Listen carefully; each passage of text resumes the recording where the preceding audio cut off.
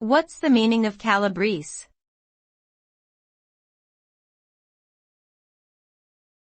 Calabrese.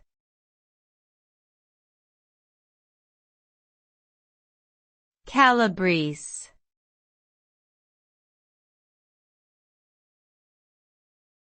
Calabrese.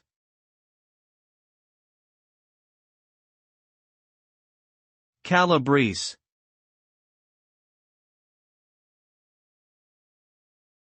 The term calabrese refers to something or someone that originates from the Calabria region of southern Italy. This term is often used to describe various aspects of the Calabrian culture, including its cuisine and language. Calabrese cuisine is known for its spicy and robust flavors, with ingredients such as chili peppers and olive oil prominently featured. The Calabrian dialect is also distinct from Standard Italian, with unique vocabulary and grammar. In summary, Calabrese represents the rich cultural heritage of the Calabria region, characterized by bold culinary traditions and a unique language.